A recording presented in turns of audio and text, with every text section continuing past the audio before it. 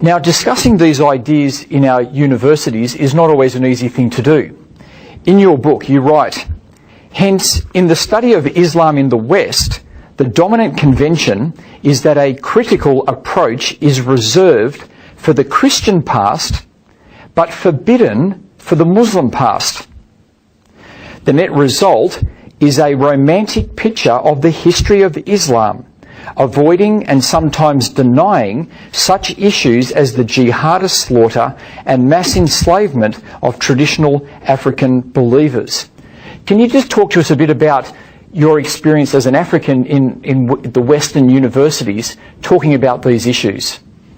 Yeah, that is actually a very important question. I, as an African who embarked on the study of Islam in Africa, was very frustrated that, especially back in the 90s when I was doing my studies, that Western academics were shying away, almost self-censoring on these difficult themes of jihad, of the violence associated with jihad, and the slave raiding and slave trade that was very massively undertaken by Muslim societies in Africa. And some only noted in a footnote, and we don't want to discuss it. And that was very frustrating. Meanwhile, they will go at length and talk freely and openly about the Western transatlantic dimension of slave trade. And so for me, this painting of a very romantic picture of the Islamic past in Africa was hindering interfaith dialogue and dialogue between Muslims and Christians in particular. And especially in a situation where the radical Muslim groups were laying claim to these histories, these romanticized histories that was written mainly by Western scholars, that they had a golden age of Islam in Africa that they want to return to. Unfortunately, many of the groups that we have today that are ideological Muslim radical groups, and even Boko Haram in Nigeria, are laying claim to some of these romanticized histories that has been contributed to by Western scholarship and academia on the West of Islam in Africa. And this is what I was trying to challenge and to raise questions about, that we have to paint a more realistic history of the past. Africans have to get a more holistic history of their past if we have to live together, have meaningful dialogue between ourselves as Muslims and Christians. So what do you think is the way forward? Yeah, I explored in my book, the reason why I wrote this book was not to be polemical against Islam or anything of that sort.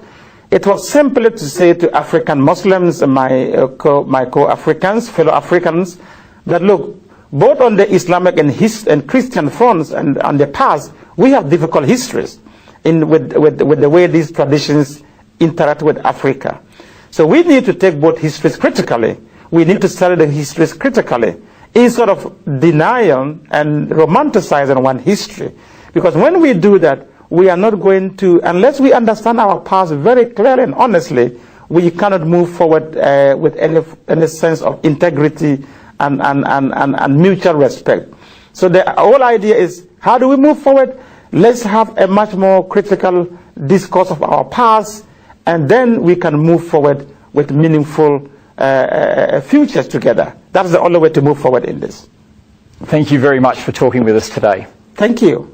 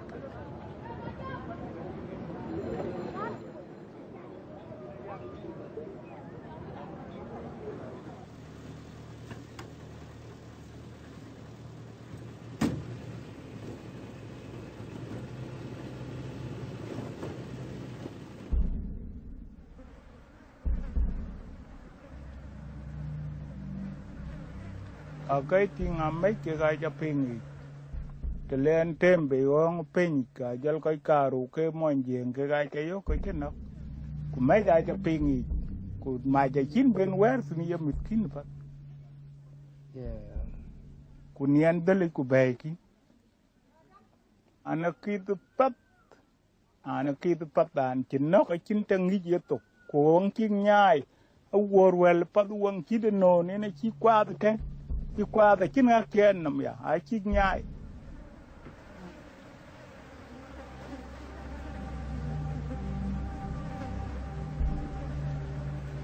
Sudan. Since 1952, this enormous African country has been struck by a civil war between the north and the south. One of the horrible consequences of this war is the revival of slavery. Mình có ai chỉ là biểu cả là yêu gì cái cả đọc cơ cô nghe là lúc yêu bài của giờ là nhiều chuyện thì cả rồi chỉ là uy phải chỉ theo uy cái cả bên này yêu quyết tục rồi nên ai chỉ giờ lôi cả khâu khâu phải cái quên giờ lên tiếng cái là khâu khâu cái quên cái chỉ tiếng của ra giờ lo cái là đất đi cái chuyện đó bên yêu gửi đầm đâm cái đó đầm có cái đầm sao thì không có cái bàn phải do cái nóc giờ là cái lỗ vọt leo quên cô qua leo quên cái gì cô lên là muốn lôi đúng như vậy qua lên này anh trả lại đâu lên cả làm là liu quên thì mày dùng nhà papa là gì vậy bút đèn chặt bút đèn chứ cái quạt cái lỗ vọt thì lắm na chính thì nhà anh giờ là bao là tô về với tô cây lên trứng đi vô bàn vọt là yên cái là cái mình vô coi có gà lên muốn gì coi cái tô mà đấy nữa là có quạt tô thế.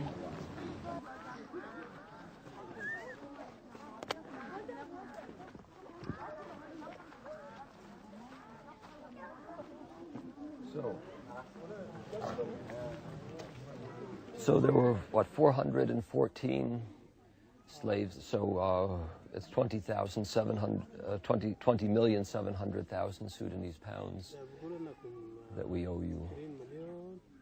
Or put it in his, okay, that's 5 million, that's 5.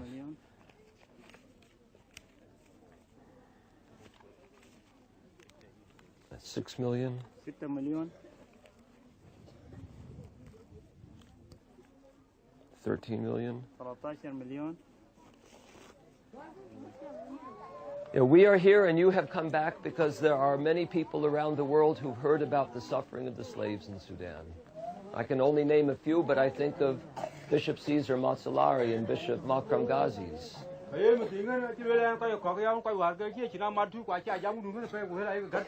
And so many people have not only felt bad in their hearts about the suffering, but they have felt that they must do something, and they've prayed every day, and they have given money.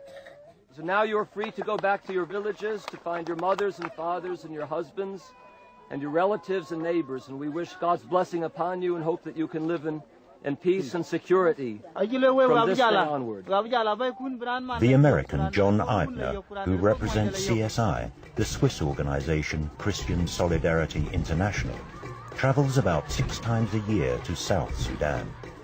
During his visits, he buys back the freedom of women and children that have been enslaved. This is the wife of his brother, and this is his daughter. Ah, his daughter. And were they taken at the same time? One day, the same day they were taken. Same day. When were they taken? And then, last year. At Warawa? No, last year. It's not Wato. In Wato. And so, have you seen them since they have been back, or is right now the first time you've seen them? Right